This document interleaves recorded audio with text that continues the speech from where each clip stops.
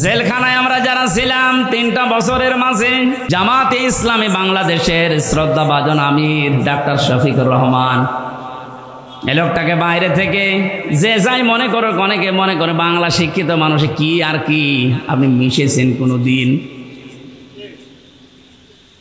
আমি প্রথমে তার সাথে ছিলাম 4 দিন। মানুষ যে এত নরম হতে পারে, অথচ উনি তো আমার মতো হামসা না, সারা দেশের জামাত ইসলামের মতো এত বড় সংগঠনের আমির।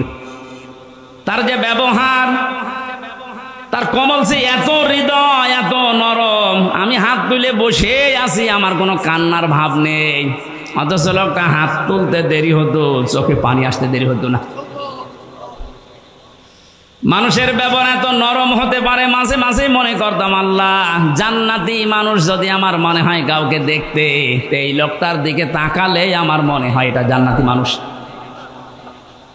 আমি কোরআনের হাফেজ, আমি তাহাজ্জুদের 12 রাকাতে মাত্র 1.5 ঘন্টা 2 ঘন্টায় আমার শেষ হয়ে যেত, অথচ একটা জেনারেল শিক্ষিত একটা ডাক্তার সারা দিন উনি কোর্ট কাছারি করে এসে হাজিরা দিতে হতো।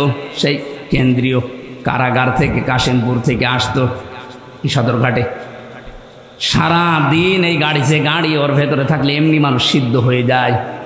সিট হচ্ছে টিনের সিট, আর যেভাবে ধাক্কা লাগে 4-5 ঘন্টা যাওয়া আসা করতে প্রায় 6-7 ঘন্টা সময় চলে যায়। শরীর তো ক্লান্ত হয়ে বসলেই ঘুম লেগে যাওয়ার কথা। আমার মতো যুবক মানুষ কোর্টে হাজিরা দিতে গেলেই পড়ে যেতাম। আর এই রকম ধরনের 70 বছর, প্রায় ওনার বয়স 65 থেকে 70 বছর, এ মুরব্বী মানুষটা এত কষ্ট স্বীকার করে এসে, তাও আমার তো 2টা মামলা, আর ওনার মামলা কত উনি নিজেও জানে না। এতগুলো মামলা মাথার উপরে নিয়ে হাজিরা দিয়ে, ওনার ছেলে জেলে, বউ অসুস্থ হয়ে হাসপাতালে, ওনার নিজের দলের লোকগুলো সব পালিয়ে বেড়াচ্ছে, কেউ জেলখানায় ভর্তি হয়ে আছে। এরকম কঠিন পরিস্থিতিতে কোনো আলোর সন্ধান নেই। সপ্তাহে 4-5 দিন করে এত দূর থেকে হাজিরা দিয়ে এসে রাতের বেলা 8টা 9টা 10টার সময় যখন ঢুকতো, বললাম তার খাবার খাবেন না? তো খাবার ভাত খাইতো না, তরকারি ওই সবজি, তাও জেলখানার যে সবজি। খাবার পরে কিছুক্ষণ জিকির করা, দরুদ শরীফ পড়ে 2-1 ঘন্টা ঘুমানোর পরে তাহাজ্জুদের নামাজে দাঁড়িয়ে যতটুকু মুখস্থ আছে পড়তো। আর এই যে সেজদা, আমার 12 রাকাত নামাজ শেষ হয়ে যাচ্ছে, ওনার এক সেজদায় 1.5 ঘন্টা 2 ঘন্টা কেটে যাচ্ছে। মানুষের ভেতরে ইখলাস না আসলে, তার ভেতরে ভালোবাসা মানুষের এমনি জন্ম নেয়।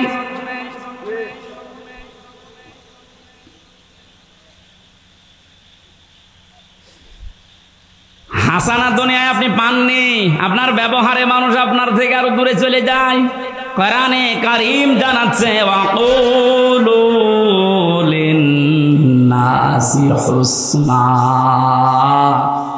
হে নবী, মানুষের সাথে যখন কথা বলবেন হাসি মুখে কথা বলবেন, তাহলে একটা সাদগা দেওয়ার সওয়াব হবে।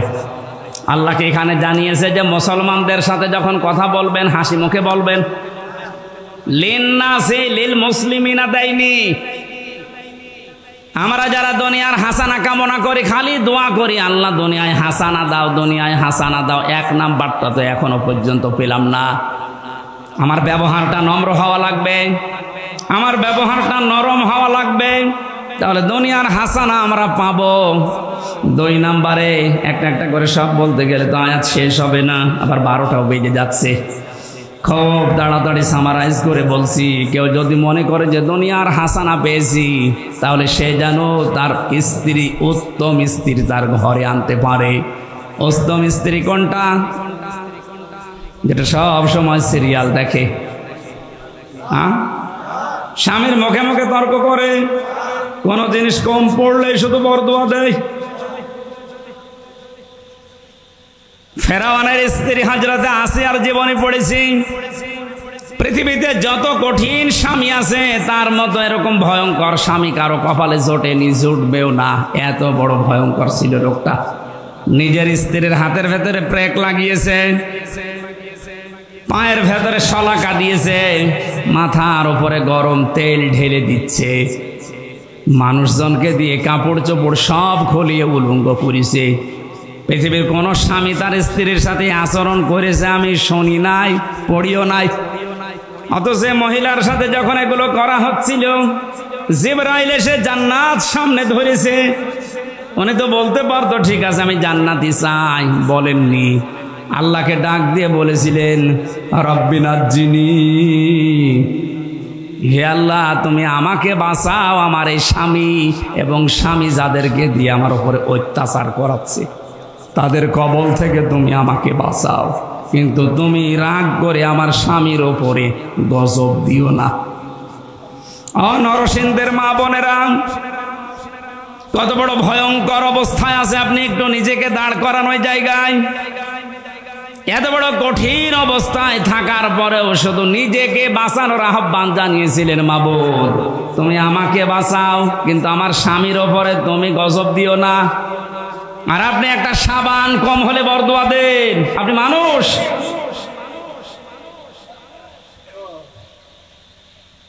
একটা হাদিস মনে পড়ছে, মেয়েদের জন্য বলছি, আল্লাহর নবী জানিয়েছেন 6 প্রকার মানুষকে আল্লাহ বিনা হিসাবে বিনা বিচারে জাহান্নামে দিয়ে দেবে। আমি একটা বলেছি এর ভেতরে, এ পৃথিবীতে যাদের আদর্শ বিশ্ব নবী ছিল না। 2 নম্বরে যেই মহিলাগুলো নিজের স্বামীর সাথে সংসার করতে রাজি না, ওনারা খালি বারবার সংসার ভাঙতে চায়, তালাক নিতে চায়। একটু কোনো জিনিস কম পড়লে শুধু খোঁটা দেয়। 3 নম্বরে যেই মহিলাগুলো এই পৃথিবীতে জেনে হোক না জেনে হোক কিছু কিছু হলেই খালি আন্দাজে মানুষের উপর অপবাদ দেয়, এটা বাংলাদেশে এখন বেশি। 4 নম্বরে যারা অভিশাপ দেয়, এটাও মেয়েদের ভেতরে বেশি।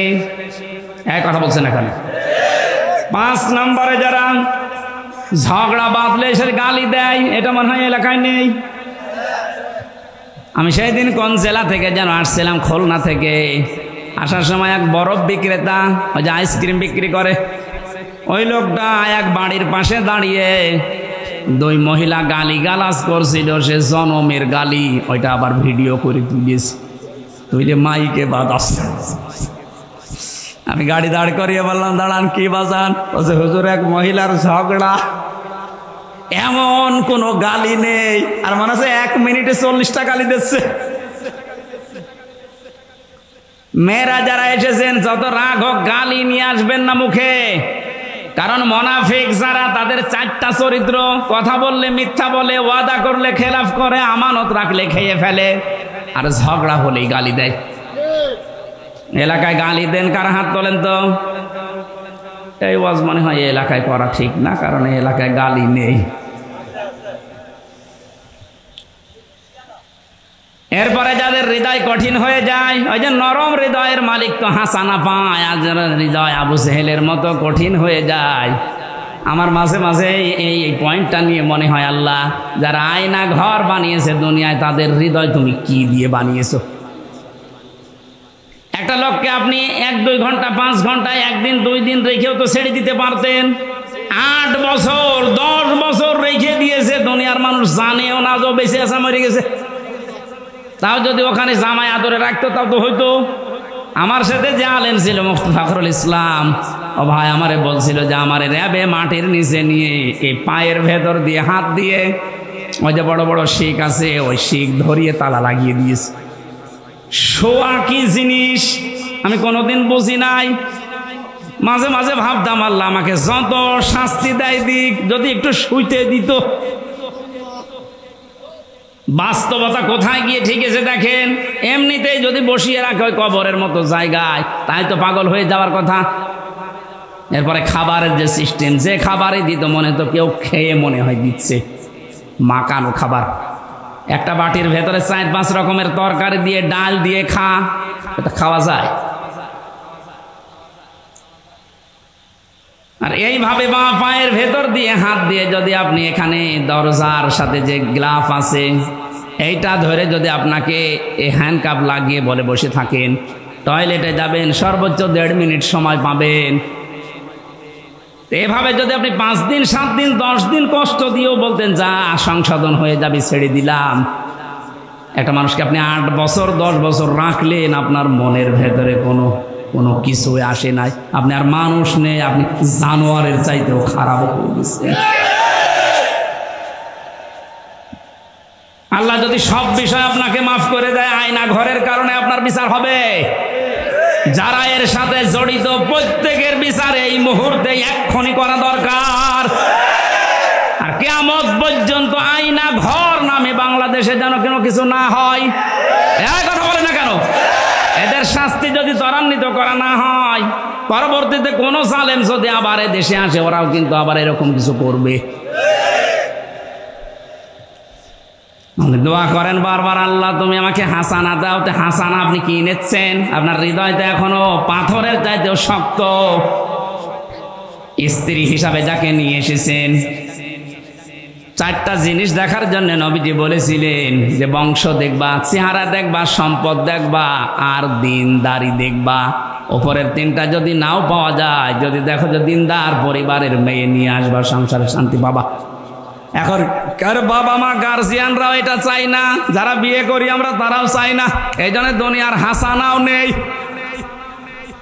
কোরআনে কারীম দোয়া শিখিয়েছে, মোনাজাত কর আমার কাছে, রব্বানা হাব লানা মিন আজওয়াজিনা ওয়া যুররিয়াতিনা কুররাতা আয়ুনি ওয়াজআলনা লিল মুত্তাকিনা ইমামা।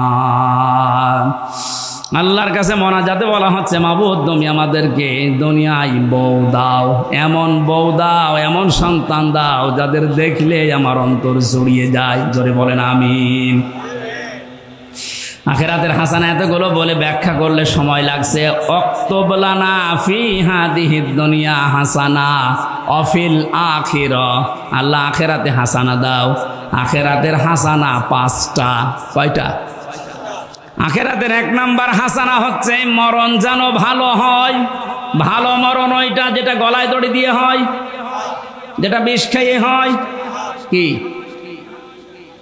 ভালো মরণ? ওইটা যেটা শাহাদতের মরণ হয়। শহীদ আবু সাইদ নামের আগে দেখেছেন কি শব্দ? শহীদ। এটা খেলা করার জিনিস না। আজ অনেকে টল করে যে বুক পেতে দিল, গুলি খেয়ে শহীদ হয়ে গেল। না, কে বলেছে? দেওয়াল চাপা পড়ে মরলে যদি শহীদ হয়, পানিতে ডুবে মরলে যদি শহীদ হয়, সাপে কেটে মরলে যদি শহীদ হয়, জালেমের সামনে, জুলুমের সামনে বুক পেতে জীবন দিয়ে গেল, শহীদ হবে না? মানে শহীদ আবু সাইদ 100% বিশ্বাস করবেন আপনিও শহীদ, কারণ জালেমের জুলুমের সামনে জীবনটা দিয়ে গেছে। এই কারণে আপনি এখনো পর্যন্ত এই পারমিশন ছাড়া কথা বলতে পারছেন। আগস্টের 5 তারিখের আগে এতগুলো মানুষ পারমিশন ছাড়া এই জায়গায় বসে থাকা সম্ভব হতো? 14 জনের কাছে পারমিশন নেওয়ার পরেও এখানে আসতে দেয় না। আর 5 তারিখের পরে ডক্টর মোহাম্মদ ইউনূস একবারে ঘোষণা দিয়েছে, অন্যান্য ধর্মের মানুষেরা যেভাবে ধর্ম পালন করে, এদেশে কোরআন প্রচারে কোনো মহারথীর কাছে অনুমতি নেওয়ার প্রয়োজন নেই।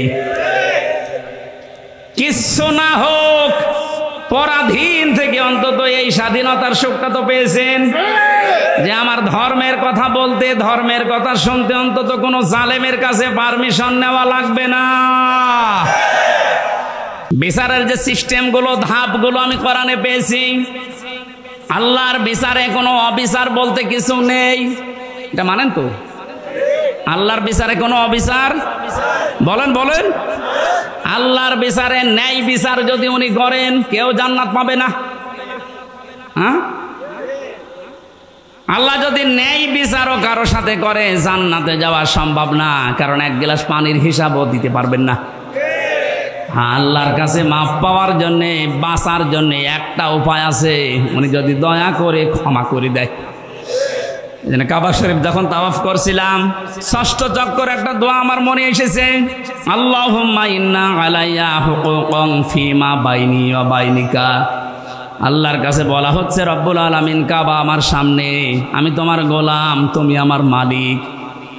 আমি গোলাম হিসাবে তুমি আমাকে বহু কিছু দিয়েছো, নেই থেকে তুমি আমারে হামজা বানিয়েছো, কিন্তু তুমি আমার মালিক হিসাবে আমি গোলামের কাছে, আমি দাসের কাছে তো তুমি অনেক কিছু পাবে, আমি তো কিছুই দিতে পারলাম না। একটা রাস্তা আমার খোলা আছে, আল্লাহ তুমি এই কাবার সামনে নিয়ে বলছি দয়া করে আমারে মাফ করে দাও। ও নরসিংদীবাসী, হিসাব শুধু নাম শুনেছি, জীবনে কোনোদিনকে সম্মুখীন হয়েছি আমরা? এটা যে কত বড় কঠিন, যারা এই চিন্তায় থাকতো তাদের জীবনই আল্লাহ পাল্টিয়ে দিয়েছে। খলিফাতুল মুসলিমিন হযরত ওমর রাদিয়াল্লাহু তাআলা আনহু তার সন্তানটাকে মাদ্রাসায় দিয়ে আসলেন আব্দুল্লাহ। ওখানে প্রধান বিচারপতি হযরতে আলীর সন্তান হোসাইনও পড়ে, বারবার কলম ফেলে দিচ্ছে, ডাক দিয়ে বলে আব্দুল্লাহ তুলে দাও, তুলে দাও, তুলে দাও। তিনবার বলার পর ওনার কাছে রাগ হয়ে বলে হোসাইন তুমি বারবার কলম ফেলে দাও, আমারে তুলতে বলো, আমি কি তোমার খাদেম চাকর নাকি? হযরত হোসাইন মুশফসকে বলেই ফেলেছেন যে তুমি শুধু চাকর না, তুমি চাকরের বাচ্চা চাকর। ছোট মানুষ তো বোঝে নাই কথার অর্থ। একবারে বাড়িতে গেছে, তার বাবা কিন্তু দেশের প্রেসিডেন্ট, ডাক দিয়ে বলছে আব্বা আমি আর মাদ্রাসায় যাব না। কেন? হোসাইন আমারে গালি দিয়েছে, শুধু আমাকে না তোমাকেও ছোট করেছে। চাকরের বাচ্চা চাকর বলেছে, এতগুলো মানুষের সামনে তুমি বিচার করো নাই, মাদ্রাসায় পড়া আমি যাব না। ঠিক আছে এখন না, জমার দিন বিচার করব। জমার দিন যখন হাজারো মানুষ সামনে বক্তব্য দেওয়ার সময় তিনি বললেন সাহাবীরা আমি একটা বিচার করব। হোসাইন এখানে আসো, হ্যাঁ সামনে আসো। ডাক দিয়ে বললেন তুমি আমার সন্তানটাকে চাকরের বাচ্চা চাকর বলে গালি দিয়েছো, খাদেমের বাচ্চা বলে। হযরত হোসাইন বললেন হ্যাঁ। কেন বললে? হযরত হোসাইন বলে খলিফা বুকে হাত দিয়ে বলেন তো আপনি কি আমার নানার খাদেম ছিলেন না?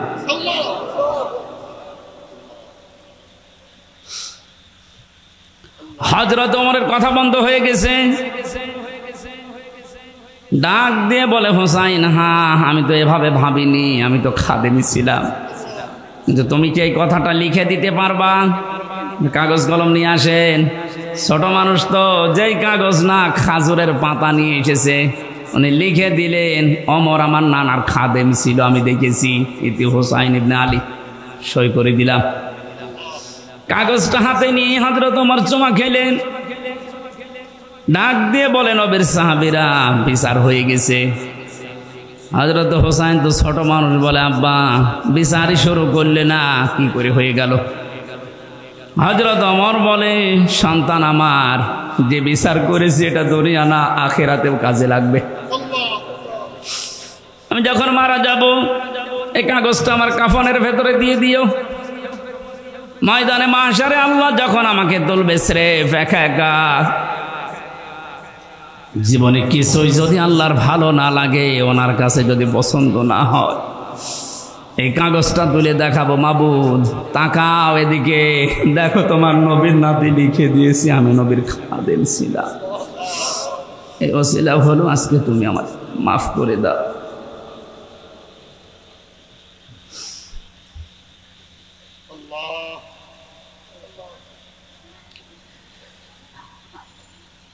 শুধু শুনেছি কিয়ামত, এটা বাস্তবতা এখন অনুধাবন করেননি। এটাতে কত বড় কঠিন বিষয়। বিশ্ব নবী নিজে প্রতিদিন 100 বার করে বলতেন আল্লাহ তুমি আর চাই করো, আমার হিসাবটা তুমি সহজ করে দিও। আকাশের তারকা দেখতে পান, নবীজি জানিয়েছেন কেউ যদি আকাশের তারকা গণনা করে একদিন হয়তো শেষ করে ফেলবে। কিন্তু হযরত ওমর 26 বছর বয়সে মুসলমান হয়ে কয়েক বছরে যত নেকির কাজের আঞ্জাম দিয়েছে, কিয়ামত পর্যন্ত কেউ যদি হযরত ওমরের নেকি গণনা করে কোনোদিন শেষ হবে না। এ দুনিয়াতে জান্নাতের গ্যারান্টি পেয়েছে জীবিত অবস্থায় 10 জন, তার ভেতরে হযরত ওমর 2 নম্বরে। জান্নাতের দরজাগুলো তাকে ডাকতে থাকবে। এত বড় জায়গায় তিনি আছেন, এত বড় পাওয়ারফুল মানুষ, অথচ কিয়ামতে আল্লাহর সামনে দাঁড়াবে কি নিয়ে, এই নিয়ে চিন্তায় আছে। আমরা কোথায় আছি? কোরআনে কারীম জানাচ্ছে, এদিকে তাকান, ভ্যান যাচ্ছে, যাতে ভ্যান দেখেননি, মাহফিলের পরে আমি 10 মিনিট সময় দেব, ভ্যান দেখে বাড়ি যাবেন। কি বলবো দোস্ত, আমি একটা গুরুত্বপূর্ণ বিষয় আপনাকে আমি আহ্বান জানাচ্ছি, আর আপনি ওইদিকে ভ্যান দেখতে তাকিয়ে আছেন। আমার তো মনে হয় এই রাস্তা দিয়ে যদি এখন পরিমণি হেঁটে যায় যে সব দৌড় দেবে। কোরআন জানাচ্ছে সূরা মারিজ, ওয়ালা ইয়াসআলু হামিমুন হামিমা ইউবাসসিরুনহুম ইয়াওয়াদ্দুল মুজরিমু লাউ ইয়াফতাদি মিন আযাবি ইয়াউমিযিম বিবানি। আল্লাহ পাক বলেন, ওই কিয়ামতে যখন আমি কঠিন জালজালা অবস্থা পয়দা করব, দৃশ্য দেখে সন্তান লজ্জা স্থান লাগবে না, পেট ফেটেই বের হয়ে পড়ে যাবে। পাগলের মতো মানুষ ছোটাছুটি করতে থাকবে, বন্ধু বন্ধুর পরিচয় না দিয়ে পালাবে, অথচ একজন আর একজনের সাথে দেখা হবে তাও পরিচয় দেবে না। মানুষ নিজেকে বাঁচাতে এত ব্যতিব্যস্ত হয়ে পড়বে, শেষ পর্যন্ত নিজের আদরের সন্তানকে মুক্তিপণ হিসাবে দিতে চাইবে। বাংলার মুসলমানেরা, এটা যে বাস্তবতা কত কঠিন। আমি যখন জেলখানায় বসে বসে আয়াতগুলো পড়েছি যে বিবানী সন্তানকে মানুষ নাকি মুক্তিপণ দিতে চাইবে, আমি নিজের সাথে মিলিয়ে দেখলাম না এই আয়াতটা মিলছে না আমার সাথে। তখন আমার মেয়েটা 1 বছর বয়স ছিল, এখন ওর 4 বছর, ফারিহা জান্নাত। মাঝে মাঝে ওর কথা কল্পনায় নিয়ে এসে ভাবতাম, আল্লাহ ওর প্রতি তুমি আমার ভালোবাসা মহব্বত এত বেশি পয়দা করে দিয়েছো। আল্লাহ রসুলের পরে এই পৃথিবীতে এখনো পর্যন্ত আমার এই ছোট মেয়েটা আমার কাছে আদরের। অথচ আল্লাহ বলছে কিয়ামতে ফারিহাকেও, হামজা আমাকে বলবে আল্লাহ দিয়ে দিলাম, আমাকে বাঁচাও, এটা বলবে।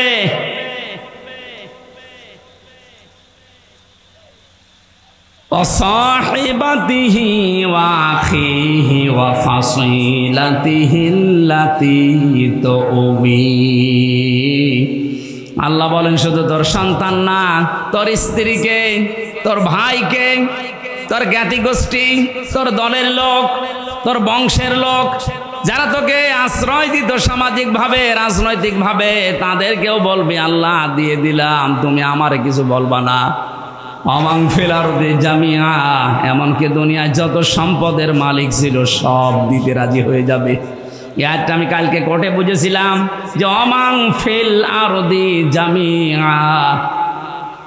কালকে হাজি সেলিম হাউ মাউ করে কাঁদছিল, ও যে কত সম্পদের মালিক আপনারে ব্রেনে ধরবে না। অথচ হাউ মাউ করে কাল আসামির ওই কাঠগড়ায় দাঁড়িয়ে কি কান্না, ওর মনে কথা তো বলতে পারে না। আমার মনে হচ্ছে যদি কথা বলতে পারতো সঠিকভাবে, বলতো বিচারপতি যা লাগে আমার সম্পদের সব নিয়ে যান, আমার এই অপমান থেকে বাঁচান। আল্লাহ ওইটা তুলে ধরেছেন অমাং ফিল আরদি জামিয়া। ও দুনিয়ার যত স্থাবর অস্থাবর সম্পদের মালিক ছিল বলবে আল্লাহ সব দিয়ে দিলাম, ফম্মায়ুজি, এরপর আমাকে বাঁচান। আল্লাহ সব জবাব দিচ্ছেন আয়াতের পরে, কাল্লা ইন্নাহা লাযা, কখনোই না, একটাও নেওয়া হবে না, তোরে আমি লাজাই দেব। কোথায় লাজাই দেব তোরে? লাজা কি? জাহান্নামের যে 7টা দরজার নাম আছে, হোতামা, হাবিয়া, সাকার, সাঈর, জাহিম, জাহান্নাম আর লাজা, একটা দরজার নাম। এ ভুলটা নিরসন করা দরকার, অনেকে জানেন না। জাহান্নাম কয়টা বলেন তো? একটা। জান্নাত একটা, কিন্তু এদের স্তর আলাদা। জাহান্নামের স্তর দরজা 7টা, আর জান্নাতের স্তর আমি কোরআনে পেয়েছি 100টার উপরে। প্রশ্ন আসতে পারে সেই 1 থেকে পড়ছি যে জান্নাত 8টা জাহান্নাম 7টা, না, কোরআনে কারীম জানিয়েছে লাহা সাবাতু আবওয়াব লিকুল্লি বাবিম মিনহুম জুজউম মাকসুম। সূরা হিজরের 44 নম্বর আয়াত, 14 নম্বর পারার 3 নম্বর পৃষ্ঠা 7 নম্বর লাইনে আছে। আল্লাহ পাক বলেন জাহান্নামের দরজা 7টা। জাহান্নামের দরজা কয়টা বলেন? বলেন লিকুল্লি বাবিম মিনহুম জুজউম মাকসুম। পৃথিবীতে যে যেই ধরনের অপরাধ করেছে তাকে আল্লাহ ওই দরজা দিয়ে প্রবেশ করাবে। আদালত তো আমি দেখলাম কালকে একটা, কিন্তু যেই যেই ধরনের আসামি তাকে ওই আদালতে নিয়ে বিচার করা হয়। স্কুল আমরা দেখি, একটা স্কুল 10টা ক্লাসরুম, 1 থেকে 10 পর্যন্ত পড়ানো হয়। যে যেই ক্লাসে পড়ে ওই দরজা তার জন্য নির্ধারিত আছে না নেই? ক্লাস 3-তে পড়ে বা 7-এ যে ক্লাস করতে পারবে। দুনিয়াতে আপনি যেই ধরনের অপরাধ করবেন আল্লাহ কিয়ামতে ওই ধরনের দরজা দিয়ে জাহান্নামে আপনাকে প্রবেশ করাবে। এখানে যেটার নাম আছে এটা 3 নাম্বার, এর নাম লাজা। নাম কি বলেন বলেন? এই লাজায় আল্লাহ দেবের কাদের? এখানে 3টা গুণের নাম আছে, একটু মিলান তো নিজেদের সাথে। আমাদের ভেতরে যদি এই গুণগুলো থাকে আমরা কিন্তু অলরেডি জাহান্নামে লাজা যে দরজা এর উপযুক্ত হয়ে আছি। 1 নম্বরে আল্লাহ পাক বলেন নাযাআতাল লিশাওয়া। এটা এক কঠিন ভয়ঙ্কর জায়গায় লাজাটা, ওর ভেতরে প্রবেশ করলে আগে চামড়া খসে যাবে। শুনতে যত সহজ মনে হইল বাস্তবতা কি অত সহজ? পৃথিবীতে এমন কোন ঘর আছে যে ঘরে ঢুকলে চামড়া উঠে যায় না? মাটির নিচে যেই কয়েকদিনই ছিলাম ওরা প্রতিদিন মাঝে মাঝে আসতো আমারে, বলতো হুজুর আমরা এই যে এইগুলো দিয়ে নখ তুলি আর এগুলো দিয়ে চোখ তুলি, রিমান্ডে যে শাস্তি দেওয়ার জিনিস আছে আমার দেখাইতো, আমি যেন ওদের ওই ভয়তে সব বলে দেই। ওরা যেগুলো মিথ্যা আমারে বলতে বলতো না এগুলো এত মিথ্যা আমি বলতে পারবো না।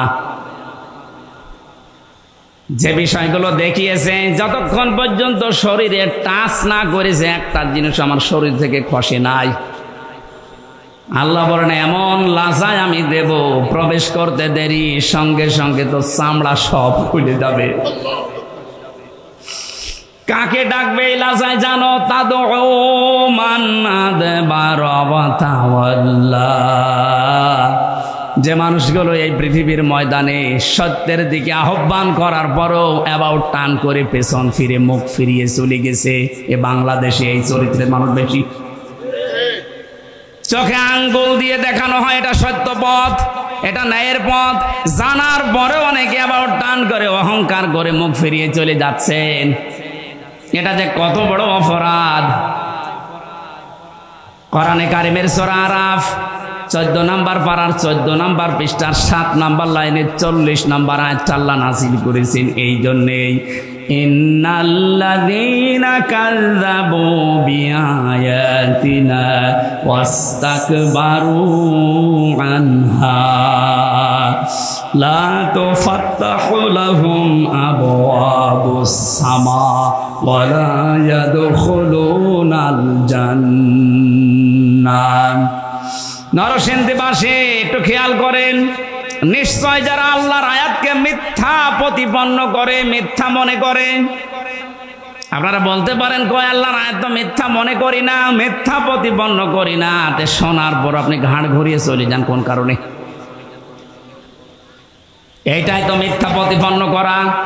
আস্তাকবারু আনহা, আল্লাহর আয়াত শোনার পরে অহংকার করে মুখ ফিরিয়ে চলে যাওয়ার সময় আবার টিটকারি মারতে মারতে যায়। এদেশে নেই? কথা বলে না কেন? আছে। আপনি এখন চার দোকানে যান, দেখেন কি গীবত হচ্ছে ওখানে। আল্লাহ পাক বলেন আস্তাকবারু আনহা, শুধু চলে গেলে তো হয় না, অহংকার করে যাওয়ার সময় মুখ ফিরিয়ে চলে যাচ্ছে। ওয়ালা ইয়াদখুলুনাল জান্নাহ, এই মানুষগুলোর জন্য আমি আল্লাহ জান্নাত বরাদ্দ করি নাই। ইয়াদখুলুনা মুজারে বর্তমান ভবিষ্যৎ, প্রেজেন্ট ফিউচার। এদের জন্য এখন এরা মারা গেলে জান্নাতে যাচ্ছে না, ভবিষ্যতেও যাবে না। আকাশের কোনো দরজা এদের জন্য খোলা নেই। আবওয়াব, বাবের বহুবচন আবওয়াব, একটা দরজাও খোলা থাকবে না, সব বন্ধ আপনার জন্য। কতদিন পর্যন্ত আপনি জান্নাতে যেতে পারবেন না? আল্লাহ একটা উদাহরণ সেট করেছেন, হাত্তা ইয়ালিজাল জামালু ফি সাম্মিল খিয়াত।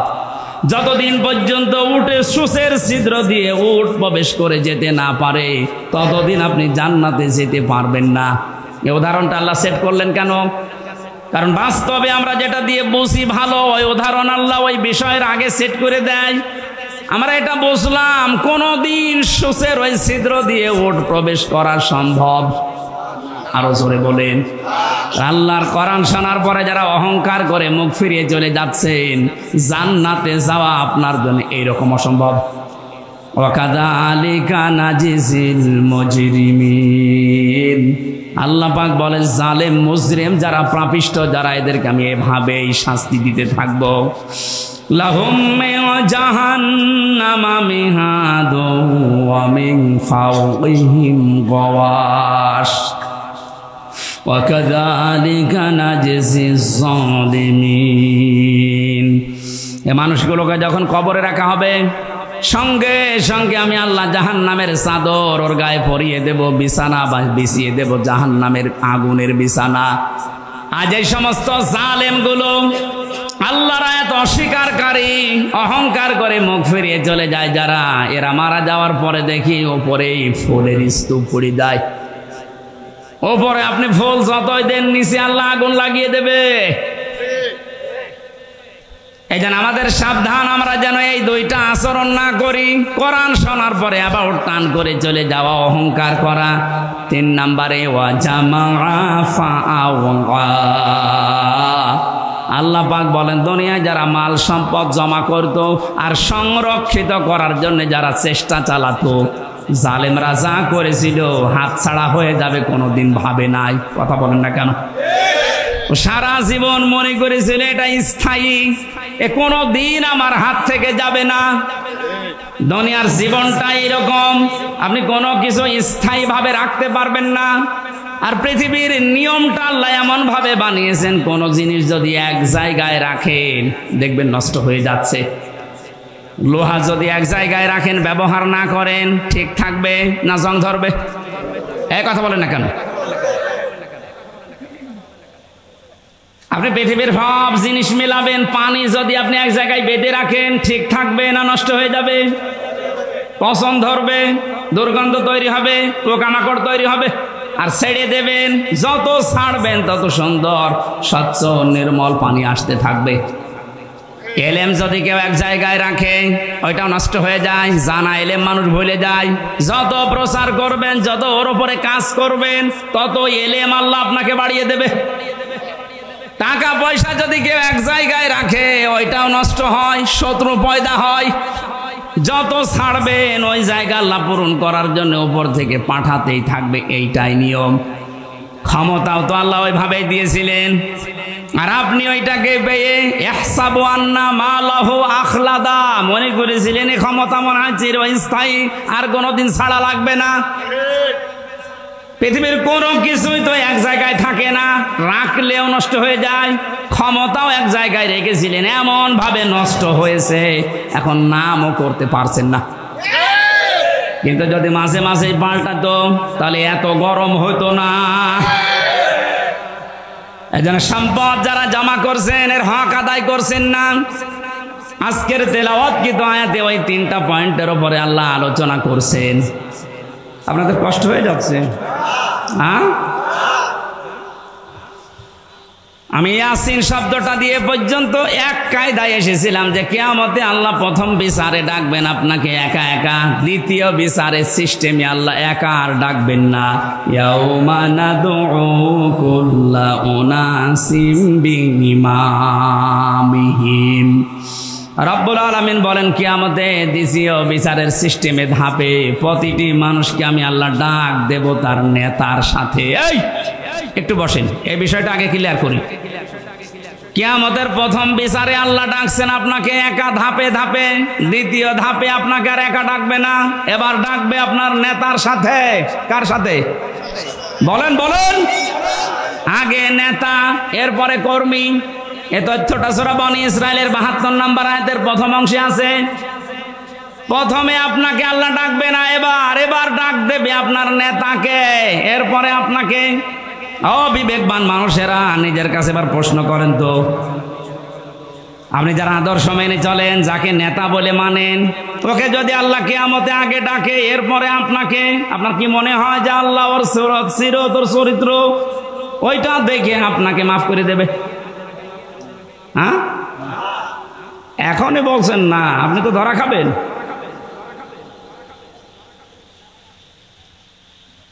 আপনি এই যে মানুষগুলোর দিকে তাকান, কত আগ্রহ নিয়ে এদিকে তাকিয়ে বলছেন না, কারণ আমি যারে মেনে চলি, যার আদর্শ মানি, ওকে আল্লাহ যদি আগে ডাকে আর আমাকে যদি পেছনে রাখে, ওর চেহারা দেখে আল্লাহর রাগ হয়ে যাবে। কথা বলেন না কেন? ওর চেহারা দেখে যদি আল্লাহর রাগ হয়ে যায়, তো পেছনে আর তাকাবে না, ওরে সেখানে দেবে, আপনারাও দেবে ওখানে। এই জন্যই বলছে আদর্শ ঠিক করা লাগবে এক্ষুনি। বাড়ি যেয়ে ঠিক করবেন না, এক্ষুনি সিদ্ধান্ত নিয়ে যান। ইয়াসিন বলে আল্লাহ যাকে ডাক দিলেন, তাকে ছাড়া দুনিয়া আমি আর কাউকে আদর্শ মানি না। আমি জানি যারা ঠিক বলছেন, এ কথার অর্থ বোঝেননি। এটা বাস্তবে যদি আপনি নিয়ে যেতে পারেন, এ মাহফিল সাকসেস হবে। যে 7টা নামে ডাক দিয়েছেন রসুলকে, কোনো অপমান, কোনো অপদস্থ না খেয়ে থাকবেন না, মায়ের খাবেন না, কেউ চোখ রাঙানি দেবে না। যে কথাগুলো আল্লাহ জানিয়েছিলেন, তহা মা আনজালনা আলাইকাল কুরআনা লিতাশকা, যে ব্যাখ্যাটা পেয়েছি অল্প সময়ে, আল্লাহ আমাদেরকে সহজ সরল ভাবে বুঝে মানার তৌফিক দিন, যেন কোনোদিন মুহাম্মদুর রাসূলুল্লাহ বাদ দিয়ে অন্য কাউকে আমি না মানি। মেনে নিতে পারবেন তো? সূরা আরাফের একটা মাত্র আয়াত পড়েছি, তাও 4 ভাগের 1 ভাগ। আমি যতটুকু পারছি সামনে থেকে কথা বলার চেষ্টা করছি। 156 নম্বর আয়াত। হযরতে মুসা আলাইহিস সালামের জামানায় তিনি আল্লাহর কাছে দেখা করতে গিয়েছিলেন, তার এলাকার 40 জন নকিব নিয়ে, প্রতিনিধি নিয়ে। ওখানে ঘুরে আসার পরে বিশাল ঘটনা তাফসিরে আছে। আমি শিক্ষার জন্য 3টা বিষয় বেছে নিয়েছি। আল্লাহ রাব্বুল আলামিনকে তিনি বললেন, ওয়াকতুব লানা ফি হাদিহিদ দুনিয়া হাসানা ওয়া ফিল আখিরাতি ইন্না হুদনা ইলাইক। হে আল্লাহ, তুমি আমাদের জন্য দুনিয়ার হাসানা লিখে দাও, আখিরাতের হাসানা লিখে দাও। হাসানা না হাসিনা? হাসিনা মানে সুন্দরী, আর হাসানা মানে কল্যাণ। একজন দেখলেন দোয়া করছে, রব্বানা আতিনা ফিদ দুনিয়া হাসিনা। হাসিনা না হাসানা? হে আল্লাহ, তুমি আমাদেরকে দুনিয়ার হাসানা লিখে দাও। কেন আল্লাহ অক্তব দিলেন? কাতাবা একতব মানে কেন দিলেন? কাতাবা ছাড়াও তো অনেক শব্দ আছে, ফারজন আছে, ফারজন না দিয়ে কাতাবা দিলেন। আমি যদি এই জমিটা আজকের মুরব্বীকে বলি, এটা আমার জমি, 2 বিঘা জমি আপনাকে দিয়ে দিলাম, চান, এ মুখের কথার কোনো দাম আছে? কথা বলেন না কেন? এটা যদি 6 স্বাক্ষর করে দলিল বানিয়ে একেবারে লিপিবদ্ধ করে বললাম যে এই নেন, ওটা দাম নেই?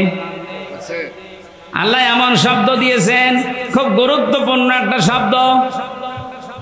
হযরতে মুসা বলেছিলেন, মাবুদ তুমি লিখে দাও, অক্তুব লানা, আমাদের জন্য, ফি হাদিহিদ দুনিয়া হাসানা, দুনিয়ার হাসানা। এখন দুনিয়ার হাসানা কি? আমি 1টা 2টা না, প্রায় 42টার উপরে তাফসিরের সাথে মিলিয়েছি যে দুনিয়ার হাসানা কারে বলে। কোরআন শরীফ এবং হাদিস আমি যতটুকু পড়েছি, দুনিয়ার হাসানা হিসাবে পেয়েছি আমি 10টা বিষয়। কয়টা?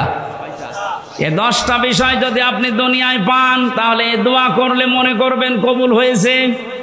এখানে অনেক মানুষ আমরা আছি, 5 ওয়াক্ত নামাজের পরে দেখি হাত তুলে মোনাজাত করে।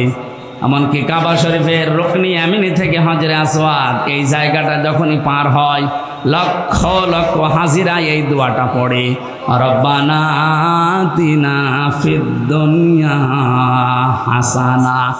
পড়ে না? 16 সালে আমি বসি নাই, 18 সালে বসি নাই, এই যে 24 সালে জেলখানা থেকে বের হওয়ার পরে গিয়েছিলাম, এবার আমি বুঝেছি যে এর ভেতরে কি আছে। এত মানুষ কেন এই দোয়া করছে? আল্লাহ দুনিয়ায় হাসানা, কল্যাণ, স্বস্তি, শান্তি, নিরাপত্তা। ৯৯টা অর্থ আছে হাসানার। তাফসিরের ভেতর থেকে সামারাইজ করে করে আমি 10টা এনেছি। হযরত ইবনে মাসউদ থেকে হাদিসটা বর্ণিত। তিনি বলেন, কেউ যদি এই রব্বানা আতিনা ফিদ দুনিয়া হাসানা, হে আল্লাহ দুনিয়ায় হাসানা দাও, আর এই দোয়া যদি আল্লাহ কবুল করে থাকেন, দুনিয়ার জীবনে আল্লাহ তাকে 10টা জিনিস দান করবেন। জোরে বলেন সুবহানাল্লাহ।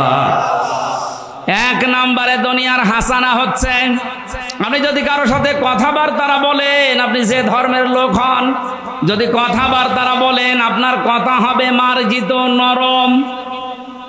এই বিষয়টা অনেকের ভেতরেই নেই। বিশ্ব নবীকে আল্লাহ জানিয়েছিলেন, ফাবিমা রহমাতিম মিনাল্লাহি লিনতা লাহুম ওয়ালাউ কুনতা ফাজ্জান গালিজাল কলবি লানফাদ্দু মিন হাওলিকা। হে নবী, আপনার হৃদয় যদি কঠোর হয়ে যেত, তাহলে মানুষজন আপনার কাছে ভিড়তো না। আমি দয়া করে আপনার হৃদয়কে কোমল বানিয়ে দিয়েছি, নরম বানিয়ে দিয়েছি। এই জন্যই তো মানুষ আপনার কাছে আসলে আর যেতে চায় না। অবাস্তবতা, বহু মানুষকে উপরে উপরে আমরা দেখতে পাচ্ছি, কত বড় বড় জায়গায় বসে আছে, কিন্তু হাসানা পায়নি। তাদের আচরণ, তাদের কথাবার্তা, তাদের ব্যবহার, তাদের অ্যাক্টিভিটিস গুলো দেখলে শয়তান পর্যন্ত হাসে। যে যত বড় চেয়ারে থাকবে, তার আচরণ, তার কথাবার্তা, তার অ্যাক্টিভিটিস গুলো তত নরম হওয়া লাগবে, তাহলে এই দোয়া তার জন্য কবুল হবে।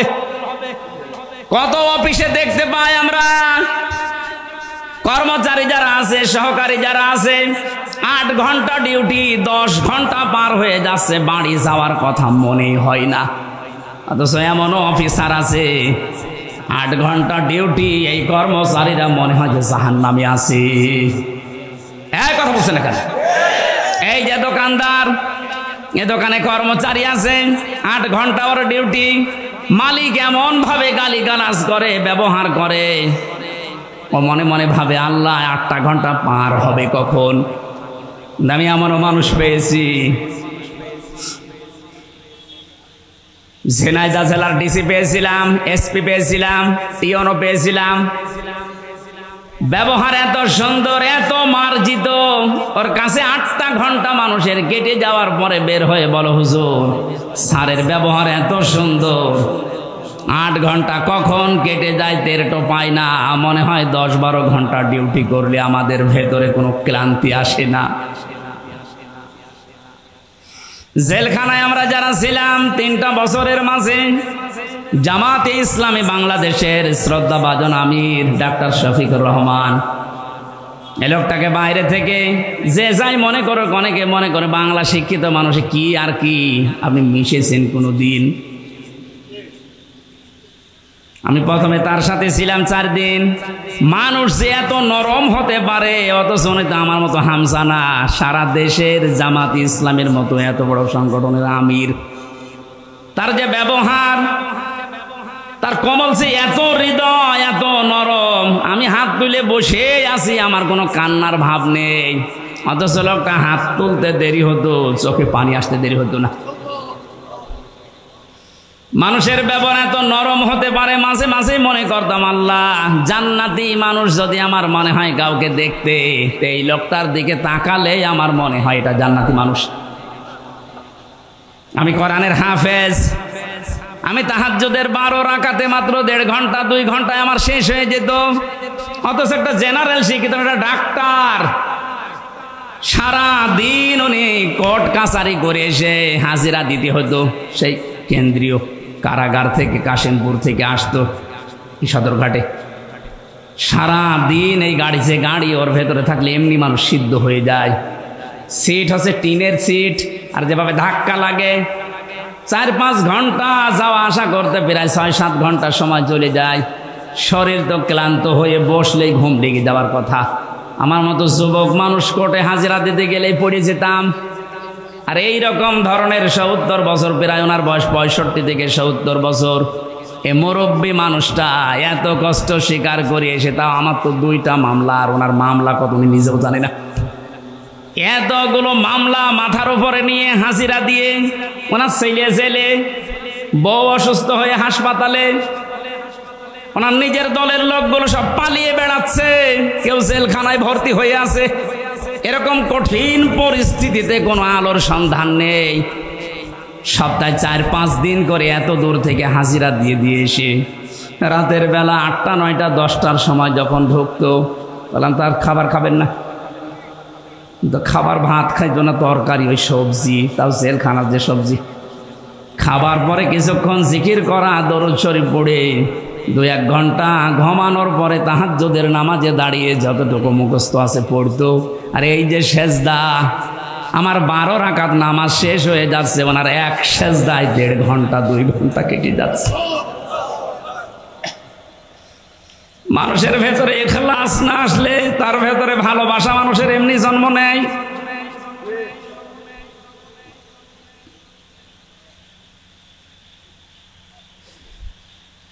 হাসানা দুনিয়ায় আপনি পাননি, আপনার ব্যবহারে মানুষ আপনার থেকে আরো দূরে চলে যায়। কোরআনে কারীম জানাচ্ছে, ওয়াকুলু লিন-নাসি হুসনা। হে নবী, মানুষের সাথে যখন কথা বলবেন হাসি মুখে কথা বলবেন, তাহলে একটা সাদগা দেওয়ার সওয়াব হবে। আল্লাহকে এখানে জানিয়েছে যে মুসলমানদের সাথে যখন কথা বলবেন হাসি মুখে বলবেন। লিন-নাসি লিল মুসলিমিনা দেয়নি। আমরা যারা দুনিয়ার হাসানা কামনা করি, খালি দোয়া করি, আল্লাহ দুনিয়ায় হাসানা দাও, দুনিয়ায় হাসানা দাও, 1 নাম্বারটা তো এখনো পর্যন্ত পেলাম না। আমার ব্যবহারটা নম্র হওয়া লাগবে, আমার ব্যবহারটা নরম হওয়া লাগবে, তাহলে দুনিয়ার হাসানা আমরা পাবো। 2 নাম্বারে একটা একটা করে সব বলতে গেলে তো আয়াত শেষ হবে না, আবার 12টাও বেজে যাচ্ছে। খুব তাড়াতাড়ি সামারাইজ করে বলছি, কেউ যদি মনে করে যে দুনিয়ার হাসানা পেয়েছি, তাহলে সে যেন তার স্ত্রী, উত্তম স্ত্রী তার ঘরে আনতে পারে। উত্তম স্ত্রী কোনটা? যেটা সব সময় সিরিয়াল দেখে, স্বামীর মুখে মুখে তর্ক করে, কোন জিনিস কম পড়লে শুধু বরদোয়া দেয়। ফেরাউনের স্ত্রী হযরতে আসিয়ার জীবনী পড়েছি। পৃথিবীতে যত কঠিন স্বামী আছে, তার মতো এরকম ভয়ঙ্কর স্বামী কারো কপালে জোটেনি, জুটবেও না। এত বড় ভয়ঙ্কর ছিল লোকটা। নিজের স্ত্রীর হাতের ভেতরে প্রেক লাগিয়েছে, পায়ের ভেতরে শলাকা দিয়েছে, মাথার উপরে গরম তেল ঢেলে দিচ্ছে, মানুষজনকে দিয়ে কাপড় চোপড় সব খুলিয়ে উলঙ্গ করেছে। পৃথিবীর কোন স্বামী তার স্ত্রীর সাথে আচরণ করেছে আমি শুনি নাই, পড়িও নাই। অথচ মহিলার সাথে যখন এগুলো করা হচ্ছিল, জিবরাইল এসে জান্নাত সামনে ধরেছে। উনি তো বলতে পারতো ঠিক আছে আমি জান্নাতি চাই, বলেননি।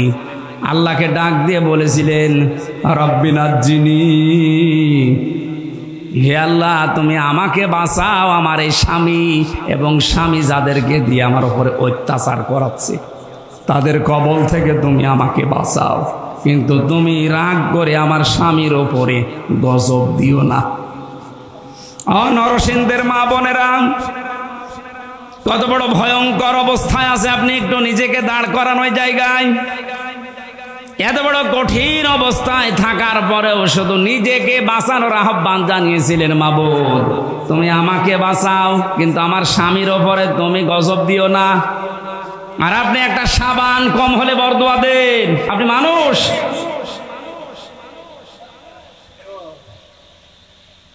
একটা হাদিস মনে পড়ছে,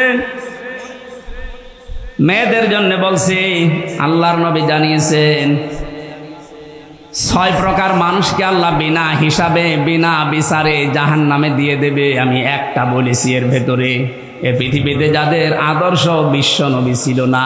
2 নাম্বারে, যেই মহিলাগুলো নিজের স্বামীর সাথে সংসার করতে রাজি না, ওনারা খালি বারবার সংসার ভাঙতে চায়, তালাক নিতে চায়, একটু কোনো জিনিস কম পড়লে শুধু খোঁটা দেয়। 3 নাম্বারে, যেই মহিলাগুলো এই পৃথিবীতে জেনে হোক না জেনে হোক কিছু কিছু হলেই খালি আন্দাজে মানুষের উপর অপবাদ দেয়, এটা বাংলাদেশে এখন বেশি। 4 নাম্বারে যারা অভিশাপ দেয়, এটাও মেয়েদের ভেতরে বেশি। এক কথা বলছেন এখানে। 5 নাম্বারে যারা ঝগড়া বাঁধলে সে গালি দেয়, এটা মনে হয় এলাকায় নেই। আমি সেই দিন কোন জেলা থেকে যেন আসছিলাম, খুলনা থেকে। আসার সময় এক বরফ বিক্রেতা, ওই যে আইসক্রিম বিক্রি করে, ওই লোকটা এক বাড়ির পাশে দাঁড়িয়ে দুই মহিলা গালি গালাজ করছিল, সে জনমের গালি, ওইটা আবার ভিডিও করে তুলিয়েছে, তুই যে মাইকে বাজাস। আমি গাড়ি দাঁড় করিয়ে বললাম, দাঁড়ান, কি বাজান? বলছে, হুজুর এক মহিলার ঝগড়া, এমন কোনো গালি নেই। আর মনে হচ্ছে 1 মিনিটে 40টা গালি দিচ্ছে। মেয়েরা যারা এসেছেন, যত রাগ হোক গালি নিয়ে আসবেন না মুখে, কারণ মুনাফিক যারা, তাদের 4টা চরিত্র: কথা বললে মিথ্যা বলে, ওয়াদা করলে খেলাফ করে, আমানত রাখলে খেয়ে ফেলে, আর ঝগড়া হলেই গালি দেয়। এলাকায় গালি দেন কার? হাত তোলেন তো। এই ওয়াজ মনে হয় এই এলাকায় করা ঠিক না, কারণ এই এলাকায় গালি নেই। এরপরে যাদের হৃদয় কঠিন হয়ে যায়, ওই যে নরম হৃদয়ের মালিক তো হাসানা পায়, আর যারা হৃদয় আবু সেহেলের মতো কঠিন হয়ে যায়, আমার মাঝে মাঝে এই পয়েন্টটা নিয়ে মনে হয়, আল্লাহ যারা আয়না ঘর বানিয়েছে দুনিয়ায়, তাদের হৃদয় তুমি কি দিয়ে বানিয়েছো? একটা লোককে আপনি 1-2 ঘন্টা, 5 ঘন্টায়, 1 দিন 2 দিন রেখেও তো ছেড়ে দিতে পারতেন। 8 বছর 10 বছর রেখে দিয়েছে, দুনিয়ার মানুষ জানেও না যে বেঁচে আছে, মরে গেছে। তাও যদি ওখানে জামাই আদরে রাখতো, তাও তো হইতো। আমার সাথে যে আলেম ছিল মুফতি ফখরুল ইসলাম, ও ভাই আমারে বলছিল যে আমারে র্যাবে মাটির নিচে নিয়ে এই পায়ের ভেতর দিয়ে হাত দিয়ে ওই যে বড় বড় শিক আছে, ওই শিক ধরিয়ে তালা লাগিয়ে দিয়েছে। শোয়া কি জিনিস আমি কোনোদিন বুঝি নাই। মাঝে মাঝে ভাবতাম, আল্লাহ আমাকে যত শাস্তি দেয় দিক, যদি একটু শুইতে দিত। বাস্তবতা কোথায় গিয়ে ঠিকেছে দেখেন। এমনিতেই যদি বসিয়ে রাখে ওই কবরের মতো জায়গায়, তাই তো পাগল হয়ে যাওয়ার কথা। এরপরে খাবারের যে সিস্টেম, যে খাবারই দিত মনে তো কেউ খেয়ে মনে হয় দিচ্ছে মাকানো খাবার। একটা বাটির ভেতরে 4-5 রকমের তরকারি দিয়ে, ডাল দিয়ে এটা খাওয়া যায়? আর এইভাবে বা পায়ের ভেতর দিয়ে হাত দিয়ে যদি আপনি এখানে দরজার সাথে যে গ্লাফ আছে, এইটা ধরে যদি আপনাকে এই হ্যান্ডকাপ লাগিয়ে বলে বসে থাকেন, টয়লেটে যাবেন সর্বোচ্চ 1.5 মিনিট সময় পাবেন। এভাবে যদি আপনি 5 দিন 7 দিন 10 দিন কষ্ট দিয়েও বলতেন যা সংশোধন হয়ে যাবে, ছেড়ে দিলাম, একটা মানুষকে আপনি 8 বছর 10 বছর রাখলেন, আপনার মনের ভেতরে কোনো কিছু আসে নাই, আপনি আর মানুষ নেই, আপনি জানোয়ারের চাইতেও খারাপ হয়ে গেছেন। আল্লাহ যদি সব বিষয় আপনাকে মাফ করে দেয়, আয়না ঘরের কারণে আপনার বিচার হবে। যারা এর সাথে জড়িত প্রত্যেকের বিচার এই মুহূর্তে এক্ষুনি করা দরকার। আর কিয়ামত পর্যন্ত আয়না ঘর নামে বাংলাদেশে যেন কোনো কিছু না হয়। এই কথা বলে না কেন? এদের শাস্তি যদি ত্বরান্বিত করা না হয়, পরবর্তীতে কোনো জালেম যদি আবার দেশে আসে, ওরাও কিন্তু আবার এরকম কিছু করবে। দোয়া করেন বারবার, আল্লাহ তুমি আমাকে হাসানা দাও। তো হাসানা আপনি কি নিচ্ছেন? আপনার হৃদয়টা এখনো পাথরের চাইতেও শক্ত। স্ত্রী হিসাবে যাকে নিয়ে এসেছেন, 4টা জিনিস দেখার জন্য নবীজি বলেছিলেন যে বংশ দেখবা, চেহারা দেখবা, সম্পদ দেখবা, আর দিনদারি দেখবা। ওপরের 3টা যদি নাও পাওয়া যায়, যদি দেখো যে দিনদার পরিবারের মেয়ে নিয়ে আসবা, সংসারে শান্তি পাবা। এখন কার বাবা মা গার্জিয়ানরাও এটা চাই না, যারা বিয়ে করি আমরা তারাও চাই না, এই জন্য দুনিয়ার হাসানাও নেই।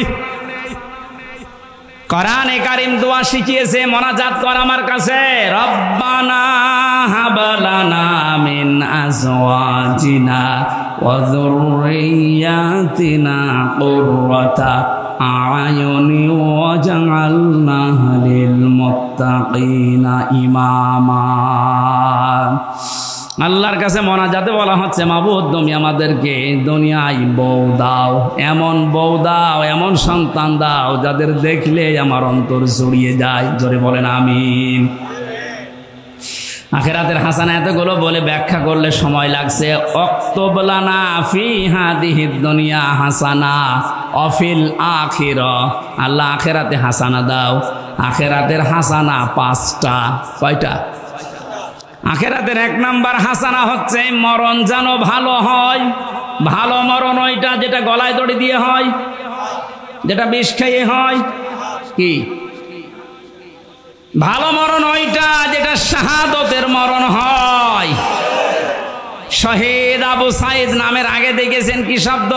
শহীদ। এটা খেলা করার জিনিস না। আজ অনেকে টল করে যে বুক পেতে দিল, গুলি খেয়ে শহীদ হয়ে গেল। না, কে বলেছে? দেওয়াল চাপা পড়ে মরলে যদি শহীদ হয়, পানিতে ডুবে মরলে যদি শহীদ হয়, সাপে কেটে মরলে যদি শহীদ হয়, জালেমের সামনে জুলুমের সামনে বুক পেতে জীবন দিয়ে গেল, শহীদ হবে না মানে? শহীদ আবু সাইদ 100% বিশ্বাস করবেন আপনিও শহীদ, কারণ জালেমের জুলুমের সামনে জীবনটা দিয়ে গেছে। এই কারণে আপনি এখনো পর্যন্ত এই পারমিশন ছাড়া কথা বলতে পারছেন। আগস্টের 5 তারিখের আগে এতগুলো মানুষ পারমিশন ছাড়া এই জায়গায় বসে থাকা সম্ভব হতো? 14 জনের কাছে পারমিশন নেওয়ার পরেও এখানে আসতে দেয় না। আর 5 তারিখের পরে ডক্টর মোহাম্মদ ইউনূস একবারে ঘোষণা দিয়েছে, অন্যান্য ধর্মের মানুষেরা যেভাবে ধর্ম পালন করে, এদেশে কোরআন প্রচারে কোনো মহারথীর কাছে অনুমতি নেওয়ার প্রয়োজন নেই। কিচ্ছু না হোক, পরাধীন থেকে অন্তত এই স্বাধীনতার সুখটা তো পেয়েছেন, যে আমার ধর্মের কথা বলতে, ধর্মের কথা শুনতে অন্তত কোনো জালেমের কাছে পারমিশন নেওয়া লাগবে না। ইন্না হুদনা ইলাইকা, আমরা আল্লাহর দিকে ফিরে যাব। একটা একটা করে অর্থ বললে অনেক সময় লেগে যাচ্ছে। 12টার পরে কথা বলা ঠিক না, এরপরে তাহাজ্জুদ পড়া লাগবে, ফজরের নামাজ, কালকে আছে সাতক্ষীরা। আমি আজকের মতো আয়াত শেষ না করে, শেষ হচ্ছে না, শেষ হতে অনেক সময় লাগবে, আমি শেষ করে দিচ্ছি। আপনারা আগে আগে তুলবেন, এলাকায় কোনো জায়গায় নিয়ে আসলে এসার পরে তুলে দেবেন, রাত 10টা 10:30 যেন শেষ হয়ে যায়। মালয়েশিয়াতে মিজানুর রহমান আজহারি ভাই আমার মালবার বলছিল, হামজার শরীরকে ঠিক রাখা লাগবে, সর্বোচ্চ 1-1.5 ঘন্টার বেশি কথা বলা যাবে না, রাত 9:30 থেকে 10টায় যেন অনুষ্ঠান শেষ হয়ে যায়। আল্লামা সাইদি সাহেবের মতো আমরা এই সিস্টেমটা চালু করতে চাই, আপনারা সাহায্য করবেন। আগামীতে নিয়ে আসলে এসার পরে সর্বোচ্চ তুলে দেবেন, অত বক্তা রাখার দরকার নেই, যদি রাখেনি ওদেরকে দিয়ে করাবেন। এই জন্য আশা করছে আগামী থেকে আয়াতটা শেষ করার জন্য তাফসীর আকারে কথা বলতে গেলে একটু সময় লাগে। আগামীতে কোনো জায়গায় আসলে আমার এই ব্যবস্থা করবে। আল্লাহুম্মা আমিন। লা ইলাহা ইল্লা আনতা সুবহানাকা ইন্নী কুনতু মিনাজ জালিমিন। মাবুদ, নরসিংদী জেলার রায়পুরা থানা কোরআনে কারিমের আয়োজন করতে গিয়ে যারা শ্রম দিয়েছে এদেরকে তুমি কবুল করো। বড় আশা নিয়ে আমরা তোমার দরবারে হাত তুলেছি, আমাদের এই হাতগুলো তুমি মঞ্জুর করে নাও। দুনিয়ার হাসানা যেগুলো আমাদের জীবনে দিয়ে দাও, আখিরাতের হাসানা তুমি আমাদেরকে দান করো। আমরা তোমার দিকে ফিরে আসার সিদ্ধান্ত নিয়ে ফেলেছি আল্লাহ। চারমাচকে যেন দেখতে পারি বাংলাদেশটা তোমার কালাম দিয়ে চলছে। মা বোন যারা এসেছে ফাতেমার মতো, আয়েশার মতো বানিয়ে দাও। আল্লাহ তাআলা কোরআনের কথাগুলো সহজ সরল ভাষায় মানুষকে বোঝাতে পারি, নিজেও বুঝতে পারি, ওই রকম তৌফিক আমাকে ভিক্ষা দাও। আমার কণ্ঠটা তুমি ছেড়ে দাও। আল্লাহ কথা বললে গলা ব্যথা হয়ে যায়, মেহেরবানি করে আমার কণ্ঠ